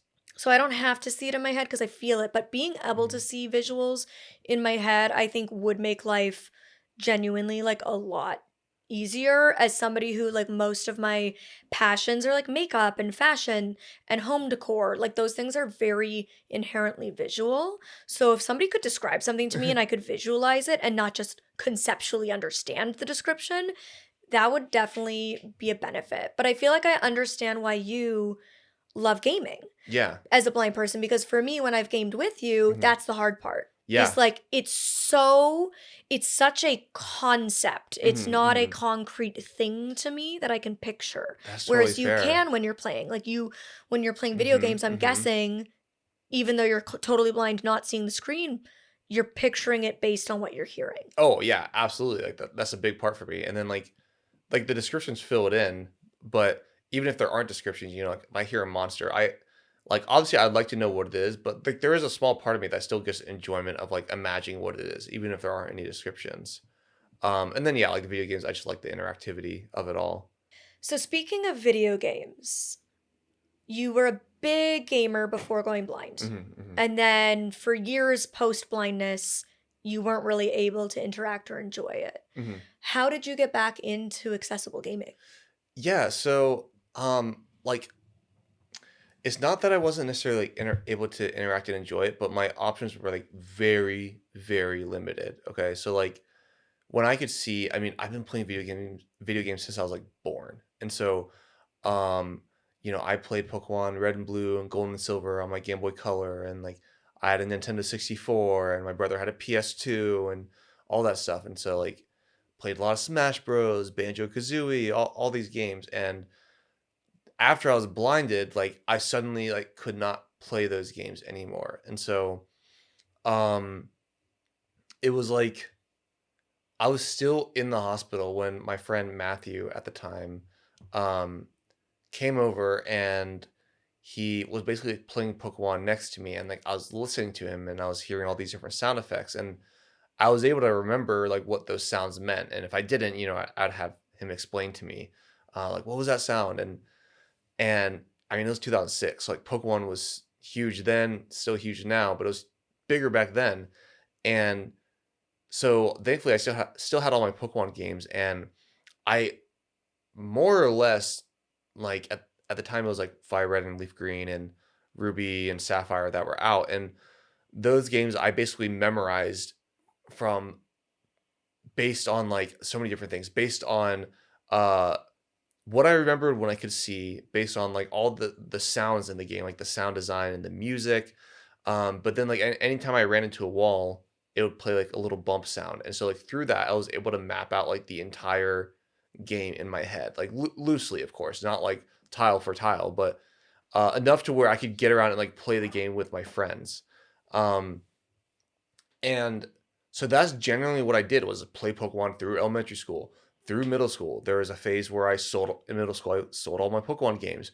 Wish I never did that because now they're worth like hundreds a pop. Um, but and so yeah, come to ninth grade. I'm at the point where like Pokemon, like I'll play those games, but like it wasn't that I was growing out of it, but like simply I was just getting bored of it. Like I wanted to play other games, and so this was now I'm in Florida at the Florida School for the Deaf and Blind, and my my buddy Blake, he comes up to me and he's like, "Hey man, did you know that there are things called audio games?" And I was like, "What are those?" And he's like, "Well, I found this website called audiogames.net, and it's basically like people make games that are only audio based and no visuals, and they're popular amongst the blind community." And so because of that, I downloaded like my first ever like true audio game. I played like small ones back then, but this one was like an online multiplayer like FPS called Swamp. And I actually met my two best friends there that I still talk to this day, Kong and Kyle. I met them on Swamp, and um audio games, they're not like most of them, at least not back then. They're not like a game that you download from Steam or that you go buy at the store and you just you put it in and play, or you click on it and it opens up and you start playing. Like there's a bit of setup, and so like you had to like open this file and edit this configuration file and then move this file to this directory to get it to working. And so like that's what like really got me to understand like what a computer actually was. And like Blake, I mean, if any people watching this know me or know Blake, like that guy was good with computers. Like I couldn't have had a better person to teach me how to use computers. It's like before the end of ninth grade, like I was using my computer, I was jailbreaking iPhones and doing all this stuff. And then Kyle, my best friend, like he's really good with computers too. And so anytime I have a question, and I've asked him like so many ridiculous like questions over the years. I'm like, Kyle, how do I do this? But now I no longer do that. Like, and games very much like brought back my love for computers, and now I'm going back to school studying computer information systems and finally finishing my bachelor's. And so yeah, it's just like a really cool experience. But that's how I got into video games. And so I mean, I'm assuming you want me to tell you like the rest of like what I did with video games past that, but I guess let me know. So video games were your hobby, and you Yeah. turned your hobby into your career, but you've turned it into a career with so much more purpose than just like making or playing cool games. Yeah. You're helping really change an industry that is very visual Hmm. to be accommodating to non-visual players. Yeah. Yeah, pretty much. I mean, like, I started on YouTube back in like 2015 or 16. I posted how I played Mortal Kombat, and um, that video went like viral by the standards back then, Um, and it sorry, I bumped the mic. It basically showed me that people find game accessibility interesting, and that people want games to be accessible for blind people and other disabilities. And so, I kind of just like posted to raise awareness. I didn't really like believe in the power I had back then. Um, and so, I just kind of like post on YouTube until like near the end of 2017, like EA invited me down to their headquarters in Orlando to try out like Madden 18. And so then from there, beginning of 2018, I moved out to Colorado because I was in the Paralympics for like 3.5 or 4 years. And so I was at the Olympic and Paralympic Training Center. And while there, I was like still uploading. And then that's when my buddy back then, Brandon Cole, in 2019, I think it was, he revealed that he worked with Naughty Dog on The Last of Us Part Two, which you've gotten to play now. And so that's like a big budget game that has been made accessible from like beginning to end, with people with disabilities in mind. And that's kind of like what after that was like kind of genie out of the box kind of thing, or out of the bottle. Um, Suddenly, like I and others believed that, oh, like developers are listening and like they're actually willing to pay us for our lived experience, for our expertise. And so after I retired from the Paralympics, in like 2021, there's a brief moment where I moved back to Florida, but then I actually moved out to LA. And I'd love to say that it was because, like, oh, I moved out to LA because that's where all the game studios were and I pursued a dream, but it was actually because of an online relationship. It was for a It girl. was for a It was girl. for love. um, and so then once that ended, I was like, well, I mean, now what? I'm like, I'm in LA and there's all these studios around here. Like, I might as well just chill out here. Like, where am I gonna go? Back to Florida? No. Colorado? No. Like, Colorado like has a special place in my heart, and I very much love Colorado, but just wasn't it. I was like, I felt LA calling to me, so I was like, I'll stay here, and it's definitely paid off. Like having opportunities just because I'm here in LA has definitely helped. Not saying that's the only reason why I'm getting these opportunities, but I just feel like You have to very live where the industry is. exactly, yeah, Yeah. and I feel like very connected, and I feel very in the loop, and I really love that. So like, yeah, it's expensive here, and the truth is the cool jobs don't usually pay the most, and so it's like I'm not making bank or anything, but I'm getting to do something that's really cool, and I feel I have like a big purpose toward, and something I can really uh, uh, put my knowledge toward, and I feel like I'm actually helping people, which is the most important for me. And I feel like I'm doing something that not many other people are doing, and that keeps me going. Um, I mean, yeah, you're paying your bills, yeah, doing something that you love that actually helps your community. yeah, Like, there's no bigger privilege, particularly as a disabled person, hmm, coming from community that is like so underemployed. yeah. That is such a gift, and it doesn't mean it's easy, but it is No, it is a gift. and yeah, like going back to like privilege, like this is gonna sound like a little ironic, but like I'm always like clear with this is that what I do does not pay a lot of money, and half the reason I'm able to do what I do is because I get Social Security because I'm blind, but I also get Social Security because I have a deceased family member. And so again, like I'm still very much like under the poverty line and like struggling to pay bills, but I have a safety net where I can pay rent. At the very least, I'll always be able to pay rent. And so I have that safety net that allows me to go back to college. And like if you're blind, like most states will pay for your education, which I think is great. And so like I'm getting them to pay for that. And so right now, yeah, like consulting is paying my bills, but like I'm also getting help from financial aid and like scholarships, you know what I mean? And so it's still rough out here, but even the place I'm in, I do acknowledge like the privilege I do have. Yeah. And there is absolutely no shame in taking financial No, aid. literally. And food stamps. Get food stamps. I'm on those. Please do it. Get the help you need. There is no shame. Mm-mm. It exists for a reason, and you should take the benefits that you can Seriously. get. Seriously. You mentioned Colorado and like the Mm-hmm. idea of moving back there and Mm-hmm. like having a special place but not feeling right to live there. I don't know if you feel like this, but like Mm-hmm. I love Toronto where I'm Mm-hmm. from. I think it's an incredible city. I urge people to go visit. To me, it has some of the best food in the world. Like, I can tell you all the things I love about Toronto. Mm-hmm. And I can also say that at least at this point in my healing journey, I cannot live there. Like, for Yeah. me, I can't live in the city where all of the most traumatic things happen to me. It's actually really interesting you say that because like, where I was blinded was Charlotte, North Carolina, and over the years, I very much feel like it calling to me or like pulling me back there. And so over the years, I'll go and visit, but it's like each time I go and visit, it doesn't have that same feeling anymore. And like the all the friends that I have are mostly gone, off doing their own things.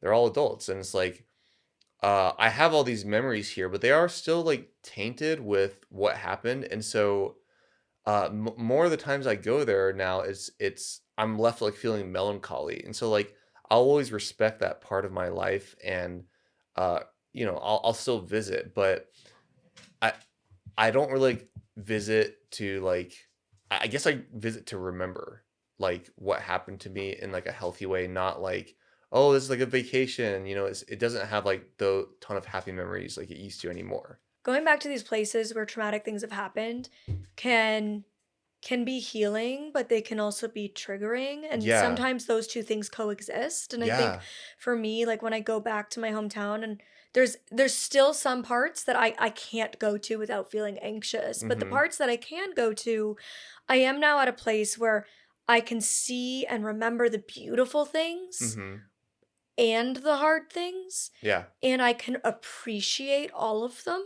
because it's made me who I am, but I can also say that I don't need to stay in that space. Like exactly, yeah. I can visit it and reflect and be like this is a very powerful place. This is who made me who I am. This is where so many wonderful things happen, but so many hard things happened. And Yep. now I'd like to leave it Yeah, and go literally. back to the life I've chosen and the life I've built for myself post trauma, post vision loss. And you and I think have both, despite the hardships, built really fulfilling, beautiful lives. Yeah. We both share our stories publicly in the hopes of helping others and in creating change. We both have passions that are very different. Mine for beauty and fashion, yours for tech and gaming, Yeah. but both like visual industries that we are trying to help make more accessible and trying to show other blind people that regardless of vision loss, you can still love what you love and find workarounds and know it's not going to be as easy. And it's going to take some adaptation, but you can still love the things you loved when you were sighted. Yeah, and, like, the word you use is build, like, you have to build that, like, it's not gonna just, like, come to you. Obviously, like, many things in life do just kinda, like, come to you, but most of the things, like, worth having, you do have to work toward, and so, like, especially in LA, but anywhere, like, it's hard to build a community and, like, build friends and uh, show up for yourself, but it's like the more you do, it almost like tricks your brain and just like being kinder to yourself and like being more optimistic and when you have like the support systems, whether it be internally or externally. But yeah, it can be done. Like I very much view LA as like as my home now. Right now, I don't view Charlotte as a home, or even Colorado. Like it was, but now it's not. Like this is my new home, and I found a lot of peace with that, and like I'm proud of what I have built here. And we've also both like openly struggled with our mental health, Hmm. and I think what you said there is such a great point. Like you can trick your brain. Yes. And I lean on that so much. Like I often will get comments that are like, I wish I could be as happy as you are. And to that I just say you can be because I choose that and it's not easy and I struggle. I just took my Prozac for the first Hmm. time last night in a long time. I haven't taken it in a long time. Last night I was like, you know Hmm. what?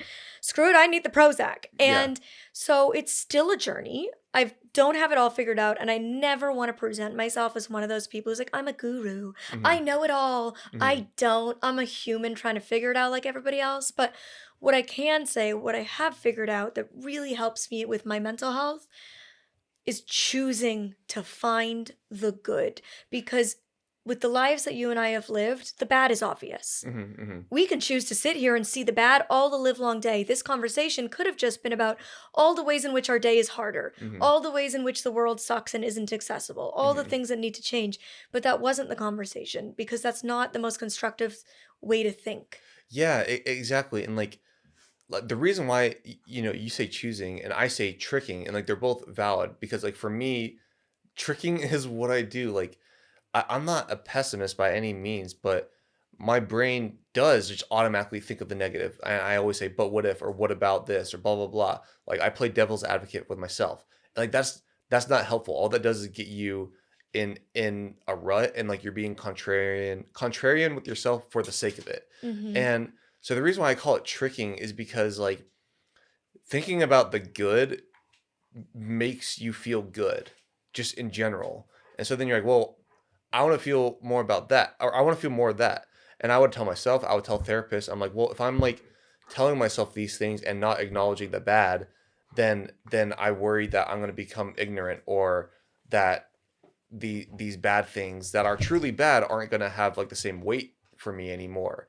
Um, and no, that's not what happens. I can say that like when you do choose to think good, or choose or trick yourself into thinking good, it just changes your outlook to be able to see things from a completely different perspective. And so in no way do you discount the bad that's happening in your life or in the world, but you're suddenly able to have a much more clear mind. And I've learned through trauma therapy that if you don't have a clear mind, you can't hope to tackle any issue. So until your mind is clear, then suddenly things seem a lot more manageable, a lot, at least within your personal life, you know? On my journey to recovery, I realized that I can kind of sit here and be angry and resentful and bitter about the hardships and why me, and I can focus on all the negatives and be a victim and stay angry and keep myself down. Or I can say, yeah, that is the life I was dealt. Those are the kind of shitty cards I Mhm. have. How do I make the best of it? Mhm. How do I live a life that feels worth living? Because being angry and bitter and negative all the time didn't feel worth living for. Mhm. So saying, like, okay, I can have those moments where I'm like depressed and bitter and angry and anxious. And then I can wake up the next day and be like, okay, I don't want to stay in that loop. I don't want to let Yeah. myself stay loop in that brain loop. And something I really struggled with growing up was like, because of what happened to me was like so unique, I was told constantly growing up, like, oh, you're gonna do great things, or like God saved you for a reason. Like you're gonna do great things. Like all these things that like people meant well, but were actually very, very harmful to me and harmful to my psyche growing up. Because suddenly I felt like I was being put on a pedestal, and I had this horribly unreal expectation of what I was supposed to be like and the things I was supposed to do. And it was only like once I let go of all of that, all these expectations, and just did things for myself because I wanted to, because they made me feel good, whether it be like doing something for myself or doing something for someone else, and it just made me feel good. Uh, Life became a lot easier after that. I can only imagine. Did you deal with a lot of survivor's guilt? Not only other people putting on you, well, your brother and your father died, but you survived for a reason. But did you internalize that and ask why am I the one who It- survived this tragedy? yeah, like I definitely dealt with a version of it, but it was never.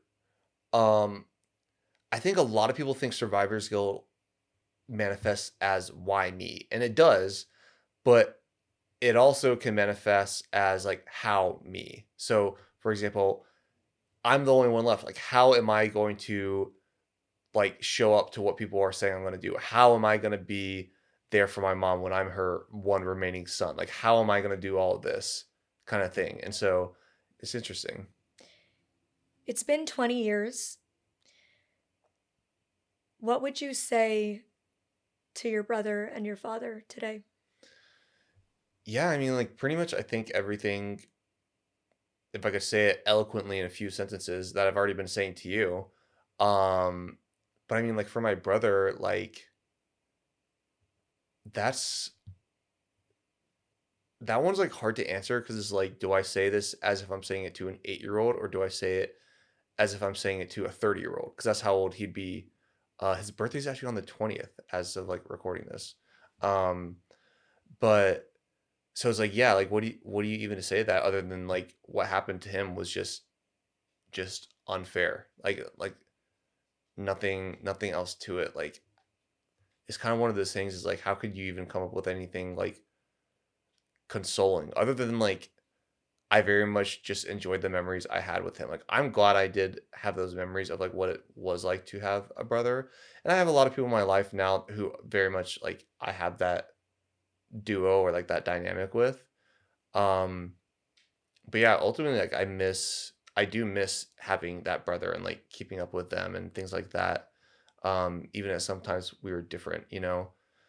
For my dad, I don't know, like ultimately I think what he did was a mistake. I know like a lot of people have gotten like they've pushed back on me when I say that, but like it doesn't matter how big or small the mistake is, like it is a mistake and like you can objectively look at what he did and like you don't go through your life and like not commit horrible atrocities. You know, like everyone does bad things or things that they regret, but like behavior like that, like a horrible atrocity, is like it indicates that like someone has just kind of like snapped, right? And so, for all my dad's flaws, like I don't quite know if that was an indication of his character, because there are so many other elements gone into play. Like we don't know if there are any substances involved. We don't know anything about sleep deprivation, or we all know about like the what stress does on the body. Like there's so many different factors, and so ultimately, I actually do wish I knew more about him, um, which is interesting. Like why? I don't know if it really helps anything. If it helps just obviously not justify his actions, but like explain his actions. No, because like I said earlier, like there's no explaining that. So again, it kind of just comes down to like morbid curiosity. But yeah, I would just hope that he found what he was looking for, not by doing what he was doing, but if there is anything after that. Yeah. I think it's really beautiful that you managed to see that nuance and to give your father that grace. And I think to anybody who judges you for how you feel as the victim of his crime, Yeah. they can just F off. Yeah. They Right. they're actually not entitled Yeah. to an opinion on your tragedy and Yeah. on your circumstance. So that's what I think about that. Yeah. I want to ask you, given you have that nuance and that grace for your father, do you forgive your dad for what he did to you? Um, I'd probably say no. Like, I think, like forgiveness and forgetting, like, even that has lost its nuance these days. People always say like forgive and forget, or forgive and don't forget, or you know, all these different combinations of that. Um, but it's not just like grief. It's not linear. It's Mhm. not. Um, there may not even be like an end path, and so it's like you can hold resentment and forgiveness, I think, for someone. They're not mutually exclusive in the sense of like, I, like you just said, like I can understand the nuance of maybe the childhood he was raised in, or the, just all the different factors that made him into the person he was when he did that. It doesn't mean I have to accept it though. Doesn't mean that I have to offer him any type of forgiveness or even grace, because like I don't think understanding or trying to understand someone is grace. I think we should just all try to do that by default, try to understand someone else's perspective. Like stepping into someone else's shoes shouldn't be like, "Oh, I'm doing you this favor and I'm humbly giving you my grace or giving you my understanding." The At the end of the day, I understand um he was not in a good place, and I understand that, and we all understand that when we are not in good places, sometimes it leads us to do things out of desperation and things that we're not thinking about clearly. And unfortunately, the severity of what he was thinking about was just, very, very painful for me and my family. And so, yeah, at the end of the day, like uh, like this is kind of the question that is like, would you want to see again? And to that, I would say yes. I would want to see again. But do I dwell over the fact that I can't see? Sometimes it gets to me, but like majority of the time, I find happiness in my life now. And so same with like forgiving versus not forgiving my dad. It's like, well, I'm happy right now, and so I put what he did behind me. Doesn't mean it doesn't pop up, but like um I don't think like you get to be forgiven for doing something like that. Um and like that, kind of like, I've been asked about like the death penalty and things like that. I don't believe in the death penalty. I don't believe that people have a right to take someone's life.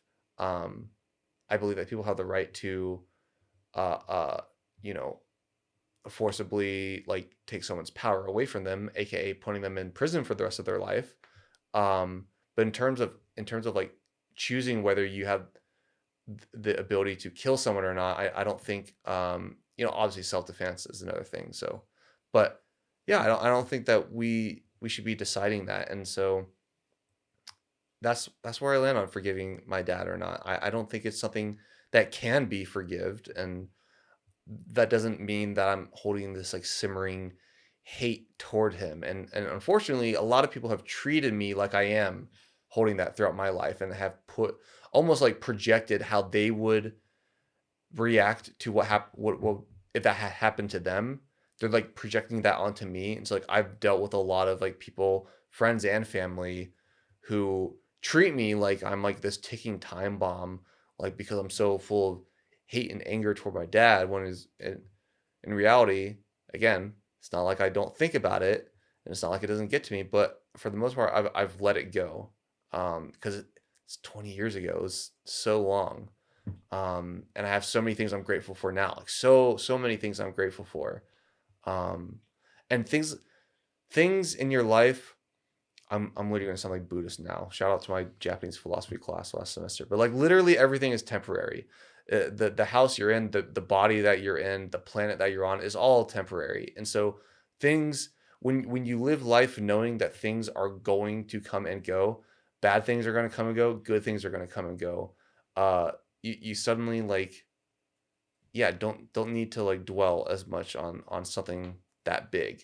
So yeah, I know it's kind of long winded, but I think about that a lot. So it was a good question. I can say that just in the decade I've known you, I've seen you grow so much. And I know I've played zero part in it, but I'm so proud of you. Whoa, whoa, And whoa. like, No, I don't want to be cheesy and be like, but I am. I'm really proud of you because I've seen you grow so much as a person. And like, hearing you talk like this just like makes my soul so happy. I appreciate it, and like, don't ever sell yourself short. Like, I mean, what you do has definitely helped me a lot. Like, hyper specifically in like content creation. Like, I very much looked up to you, and seeing you blow up and things like that with content creation, and like, me, I post very sporadically these days, but like, yeah, watching your videos, like you come up on my TikTok and I'm like, oh, maybe I should make a video. And so like that's been a big part of my life. And so all that being said, I'm gonna gas you up, but then everyone else in the audience, like you don't know how just by you living your life impacts other people, you know, even if you don't think it does.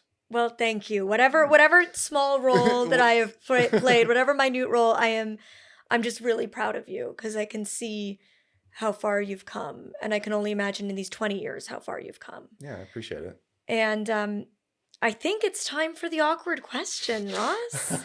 Yeah, we yeah. we talked about the awkward question before going into this. Yep. Oh, I'm And so ready. I'm going to ask you a classic, just Yeah. a classic. Ross, as a blind person, how do you know when to stop wiping your butt after pooping? Give it to me. All right. So I have multiple takes here. The first time I was asked this was like when I was like 16 or 17 on Reddit. So fun fact there. But look, I actually just watched a South Park episode about this topic kind of last night. The toilet paper industry is a big scam. All right. Like it is horrible for the environment.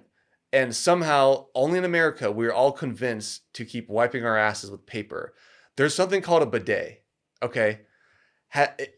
If you got dog crap on your hands, you would not wipe it off with a piece of paper. You'd go rinse it underwater. Okay. Literally, the rest of the world uses bidets, but America primarily is convinced that wiping our asses raw with toilet paper is better. So, all I'm going to say, or I'll go into more detail, but what I'll first say is that most of you who may find this curious or interested in it, I'm the one using a bidet. I'm the one cleaner than you guys right now, and you guys are not. So I hope you guys feel really suddenly very self-aware and uncomfortable about what you've been doing your entire life because it's actually gross. So the answer is no matter how much you wipe, you're not doing it right. But then second off, like let's say I'm not in a place where I don't have a bidet, right? Because that unfortunately I have to live among the heathens, right? Um, I don't know, like if you have like a countertop and you put whatever on it, whatever material, whatever liquid, and you're wiping it up, you can tell when it's done, like when you're done picking it up, right? And I know most sighted people, or not most, but a lot of sighted people will be like, well, no. And then to that I say, well, then you're relying on your sight too Way much. too much. Way The sighted too rely on much. their sight for Yeah. absurdities. Yeah, exactly. And so it's like, The friction, guys. yeah, there's so much there. And so it's very much one of those questions, like when people do ask you that, because like you still get it. Not as much though. I almost like pity them because I'm like, wow, you've suddenly revealed that you need your sight to wipe your ass. And so what are you gonna do when you're I'm blind? literally like, why do you look? Like that's Yeah. my question. I have a question Yeah. back. That's gross. What are Yeah. you doing? Like I understand if you have like for medical needs, you need to look. Yeah. Bless in the future if I ever need my partner to look at my poop and tell me if there's blood in it or something. Well, we got But, AI like, for that now. We got AI. Be my eyes. Yeah, literally. No, but seriously, bidets, okay? Mhm. I'm gonna circle back around to that. Never did I think we'd end this discussion starting with like, Oh, yeah. your father shot you in the head and ending with so bidets. But here we are. My dad was like dead set, and I think part of it was like kind of a joke, but like Yeah, also yeah. serious. He was like, you need to get a bidet, you need to get a bidet. And he was saying this when I was designing my condo that they now live in. Mhm. And so I was designing it, and I was like, screw it, I'll get a bidet. I never have to use it, but I'll get it.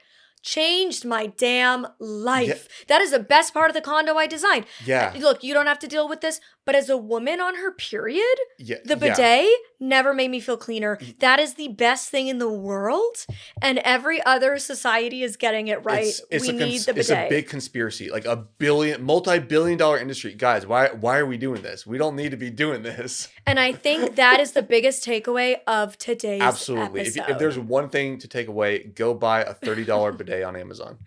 No, but seriously, as a takeaway, I really love when we were talking about the forgiveness question, and you mentioned putting yourself in other people's shoes, right? It's not giving somebody grace to just give them courtesy of trying to put yourself in their shoes. And it's really interesting because that really stuck out to me as somebody who also constantly puts myself in other people's shoes. Mhm. And I don't know about you, but I feel like for me, it comes from a place of feeling like nobody has ever frickin' done that for me. Yeah. Like so much of society willfully misunderstands my lived experience, Mhm. no matter how much I try to share.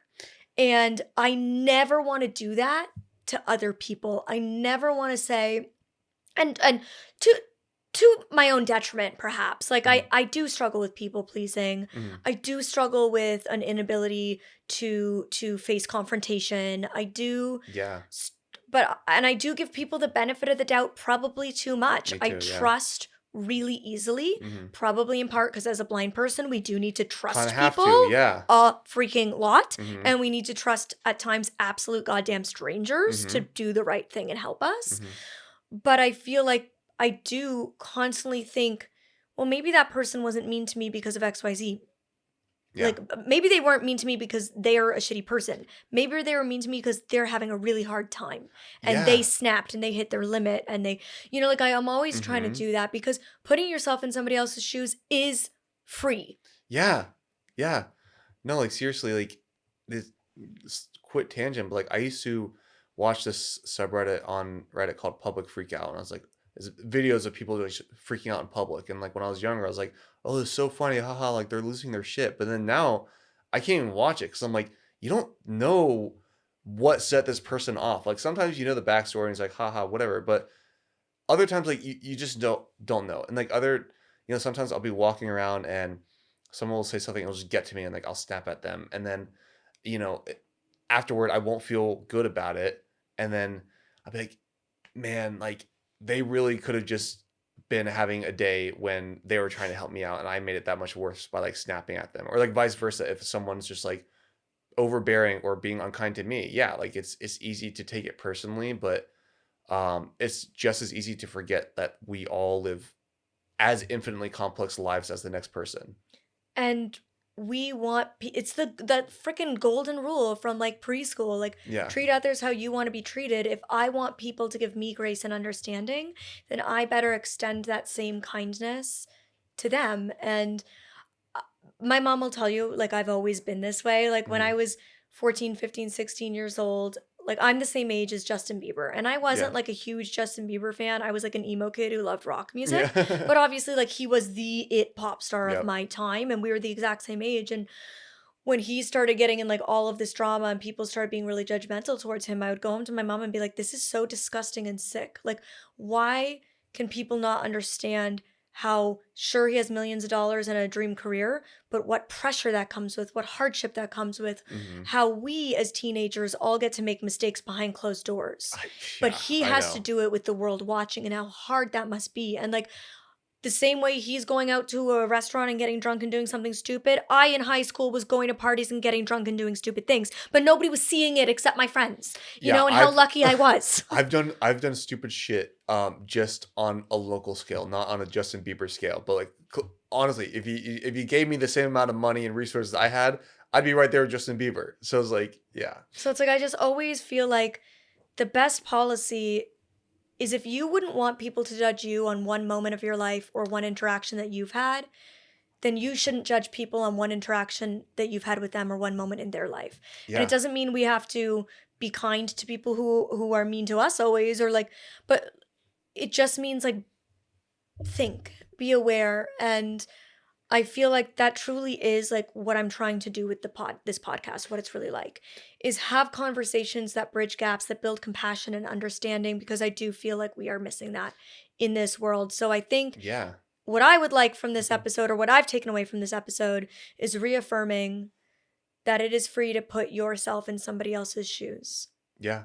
Absolutely. Absolutely. And, like, when you reached out to me about this, I was really excited because I was like, yeah, it'd be really cool to share my story in this way that's kind of, like, cuts past all the shallow and stuff and, like, kinda gets into the real meat of, yeah, each of our individual stories and, like, how complex it is.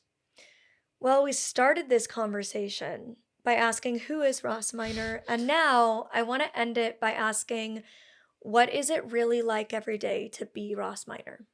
Yeah, well, I have Dixie laying on my feet now, so that's a difference. But yeah, I mean, now that all have like the context or just like a blip into it. You know, it's like um I've worked I'm someone who worked very hard to get to where I'm at now. But not by myself. I had a lot of people help me along the way, whether it be show me how to read and write braille, how to use a cane, um, uh, how to swim in the Paralympics, or how to play video games, how to use a computer, like all these things. Um, so I didn't achieve what I have achieved through like sheer perseverance or anything like that. I've had a lot of people help me along the way. Um, but the ways in which I have gotten here, like what happened to me and everything past that have made me who I am. And so, uh, yeah, I like video games. Yeah, I have a tattoo Pokemon. I have a tattoo of a Pokemon on my arm. Uh, I love technology and I'm into all that nerdy shit. And sure, I don't make a lot of money doing it, but I've met so many friends and I've people I have call family now out here, and I love where I'm at. And it's all because I've learned to be genuine to myself, and it took me a very, very long time to get there. I probably didn't even get there on my 27th birthday. You know what I mean? But like I've only recently gotten there and it feels good, and that's who I am. I just want to be someone who makes the world a better place in their own unique and big or small way. It doesn't really matter, but I want it to be unique so I can say, "Hey, I did that in spite of what happened to me." Um, and through that, it's been video games and audio descriptions right now, and I'm very much happy with that. I'm happy with where I'm at. I have genuinely loved every minute of this conversation. I just love as a friend outside of this, just seeing how far that you have come.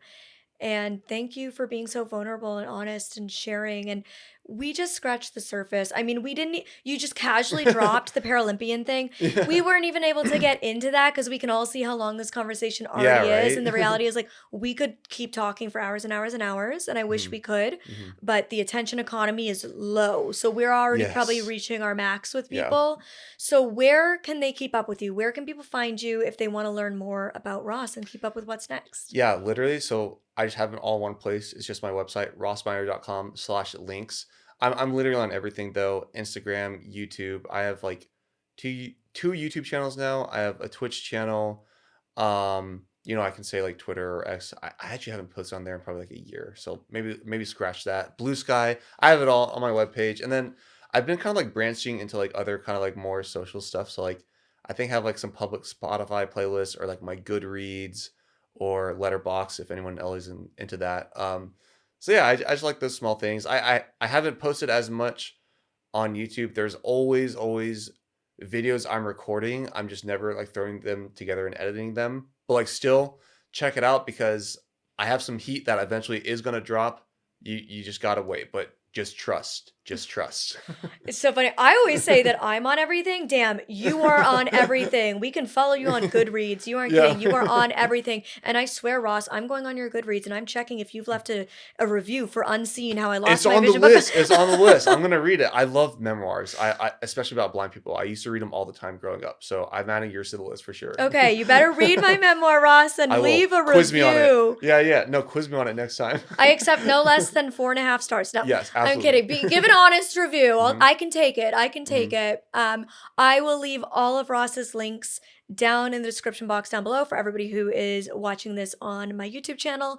If you're unaware, the show is on Spotify now, so please follow me over there. I'm also going to, speaking of my book, leave a link to check out my book down below. It's available as an ebook, hardback, and an audiobook read by yours truly. And thank you so much, Ross. Until next time, I hope you all have a wonderful day. And you now know, blah, blah, blah, you now know what it's really like.